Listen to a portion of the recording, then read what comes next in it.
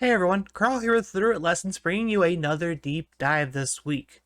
This week, we're going to explore regional metagames. And when I explore regional metagames, I mean talk about the fact that Japan Nationals is probably one of the most unique and diverse events we've had in probably the entirety of Sword and Shield's history.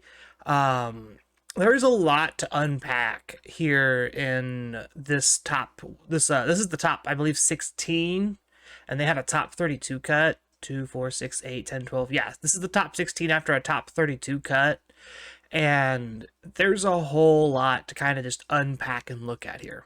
Before we get started on all that, make sure to do all that fun YouTube stuff for us. Subscribe, like, leave a comment down below answering our question of the day, which is, what is your favorite team to come out of the Japan Nationals? There is a lot of unique things going on here that a lot of people have just looked at and was like, oh, I really like that. I'm gonna play with that.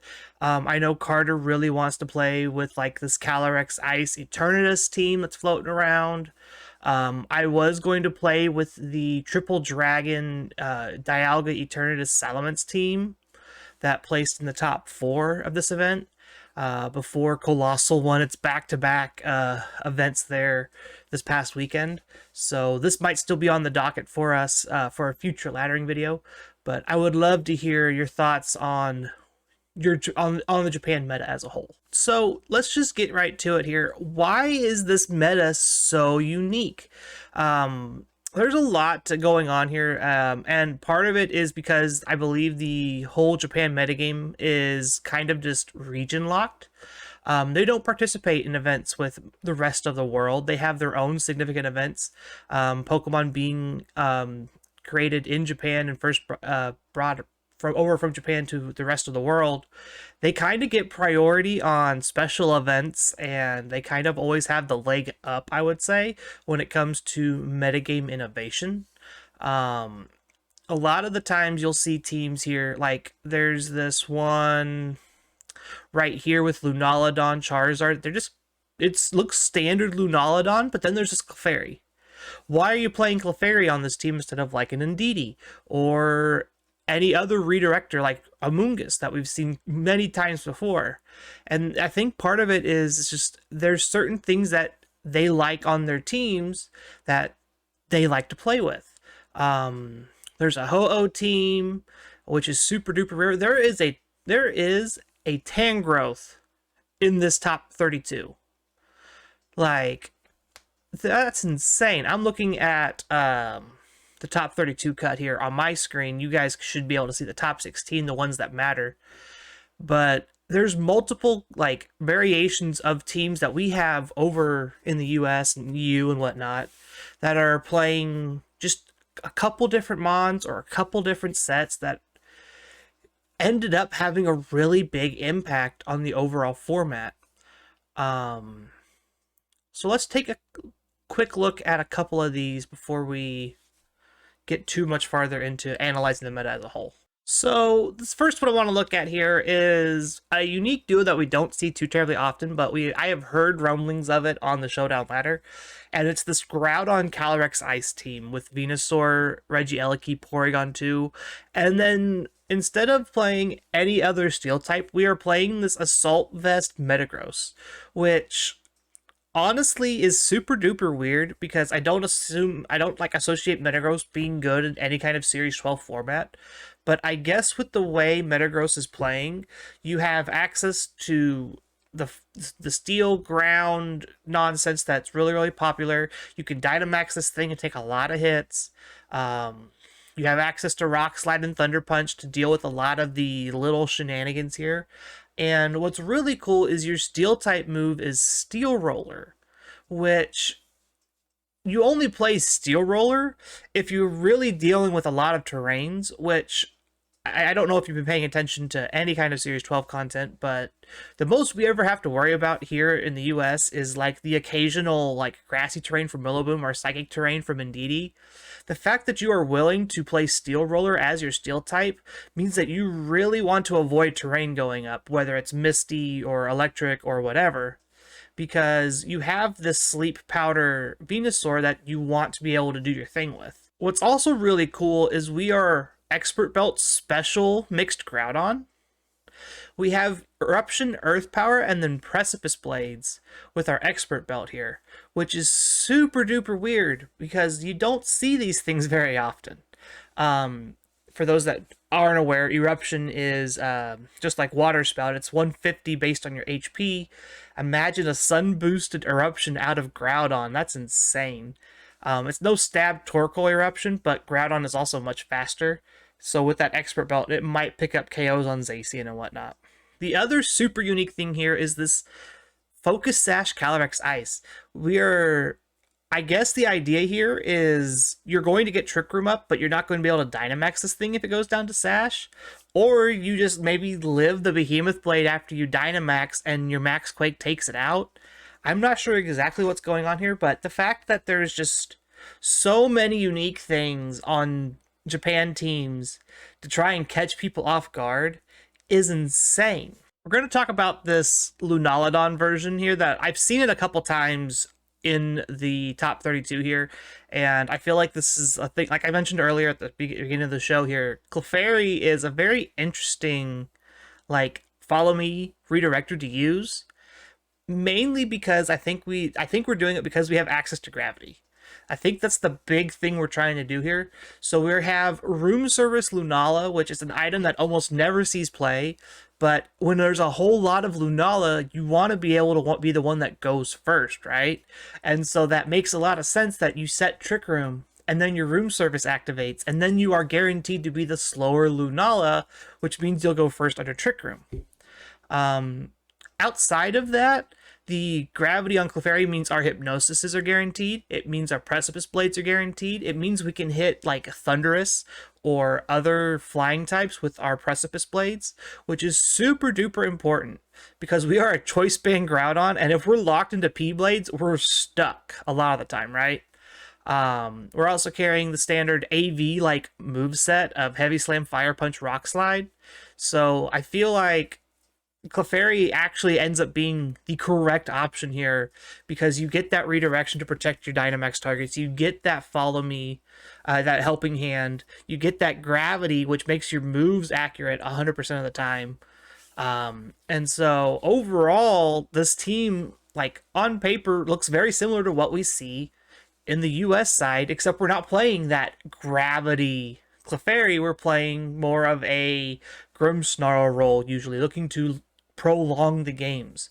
And I feel like part of that is just how our meta works compared to Japan's.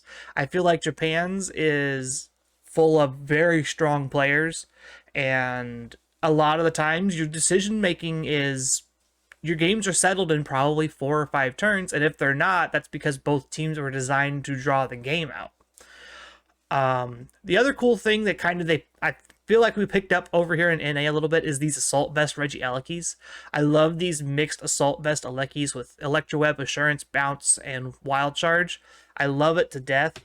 I think it's super duper cool that Regieleki has kind of gone from support mod with screens and Electroweb to Dynamax target with Life Orb, Magnet, or Sash to this kind of mixed attacker with Assault Vest. I love it. Last team I want to talk about here before we look at the format as a whole here, and go back to that. This Triple Dragon team that I was going to play for laddering. I had this pulled up, and I assumed that this was an Urshifu Rapid Strike, and I was correct. I don't know if you guys watched the laddering. Urshifu is still really, really good. Your close combat's 2-hit KO most Kyogres. If you can get a little bit of chip on a Kyogre, you might be even able to OHKO it at that point. So keep an eye out for Urshifu coming up on the rise as we go into Milwaukee, NAIC, and Worlds. And I would expect to see a lot of these Japanese techs make their way into these teams. That's usually how these formats end up developing. Is Japan will come up with something super crazy off the wall because their format allows that to succeed and thrive, and then NA players or EU players will pick it up and start integrating it into their teams, and then it becomes the new meta. That being said, I don't expect Eternatus, Dialga, Salamence, and Whimsicott to all be on the same team. With all the shared like weaknesses, like there's double ground, there's triple ice, there's double dragon. So there's a lot of shared weaknesses with the squad that if you like, in NA teams, we have things like Calyrex and Reshiram very, very prominent in our format. And I think it would just eat this team alive. But having things like this Umbreon, having things like the Whimsicott for speed control, um, it's funny because we have access to Encore, but I don't know how good it's going to be, like how good that would translate into our format currently, because most of the time after Trick Room goes up, you just Dynamax and then just go. There's no, Encore is not going to do you any good there. But this team works because the sheer amount of coverage moves you have between your 3 dragons, and then you still have damage output from Urshifu in the back almost 100% of the time.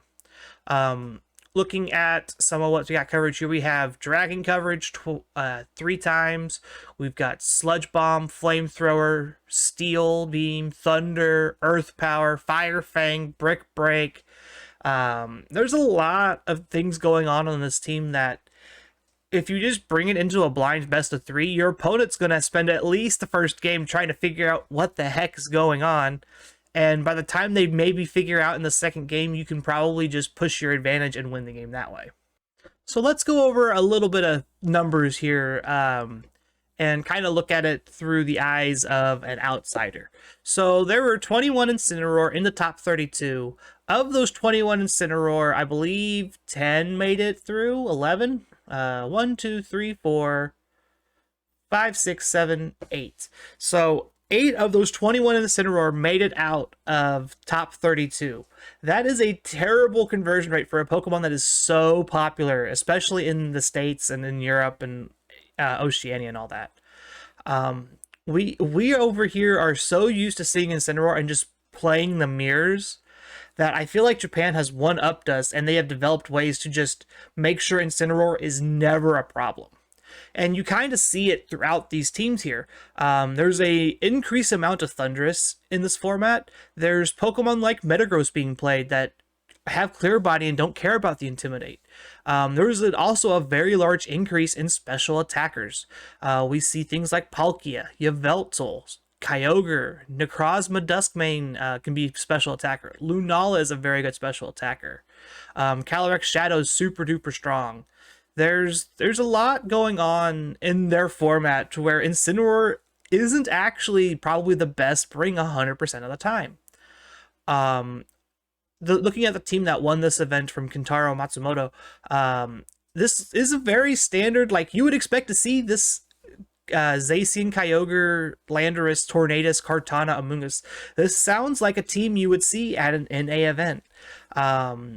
But like if you go down to the second place team, there's Yveltal Kyogre of all things. That is not something we see or something we even like talk about because there's so many shared weaknesses because electric types are so popular in our meta. They counteract this by having 2 electric types of their own, one of which being Raichu. They have a Kartana which resists the hit, and they have Shedinja which doesn't care about it. And so that's the kind of team building Japan gets to do. They get to play these teams that are very one-sided on paper, and they just don't care. Like, I'll just build around it, and I'll make it work. So it's so cool looking at what they can get away with and what they like to do. They don't have any kind of fears, right? Like, if you're team building and you think about this stuff, you start thinking about, oh, well, I gotta worry about Rinya Sun. I gotta worry about Crystal Rain. I gotta worry about Thundurus. I gotta worry about Regieleki. Japan, throw it out the window. They don't care. They're going to play the team that they want to play, and it comes down to player differences, honestly. I think that's what a lot of these matchups end up being determined by, is just sheer player skill at this point. Like, there's this Golisopod that made top 8. Golisopod, it hasn't been seen, I think, since like Sun and Moon. Like, Sun and Moon pre-restricted formats. Like, even then, Golisopod wasn't that great. And it's super duper cool looking at this Golisopod. It is Silver Powder, Adamant with Leech Life, Drill Run, Sucker Punch, and First Impression.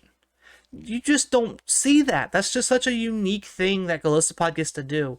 I wonder if after Intimidate, if Leech Life does a significant damage here, still with Silver Powder. That'd be something interesting to look up. But like, you also have First Impression to just bop people.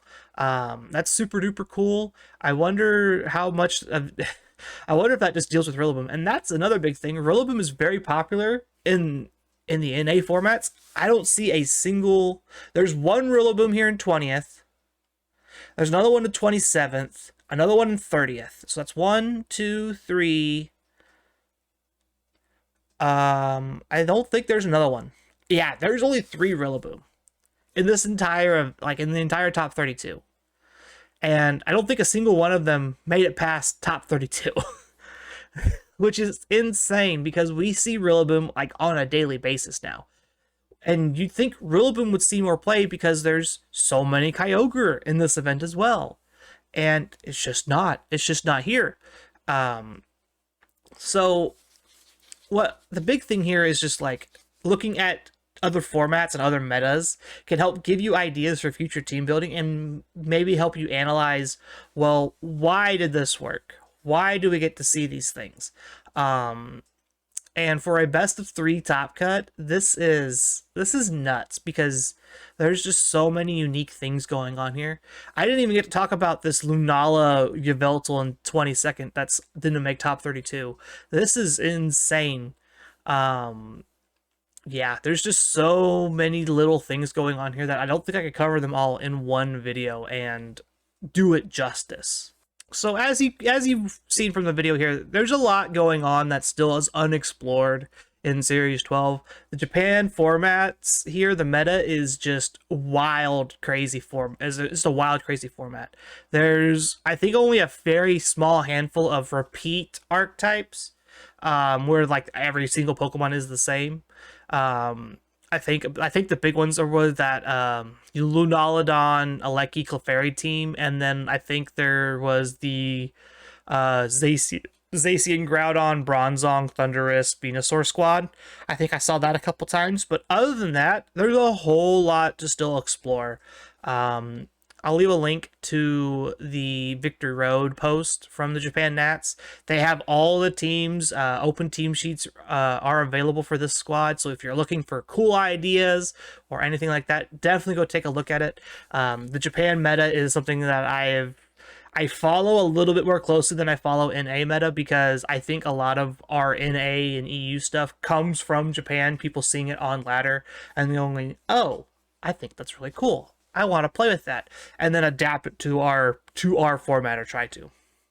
Again, make sure to do all that fun YouTube stuff for us. Like, comment, subscribe, all that great stuff. A little bit of a shorter video today, unfortunately. Very, very busy this week with work and helping Carter move and all that. But I hope you all enjoyed, and we will see you all on Monday for the podcast episode. Bye, everyone.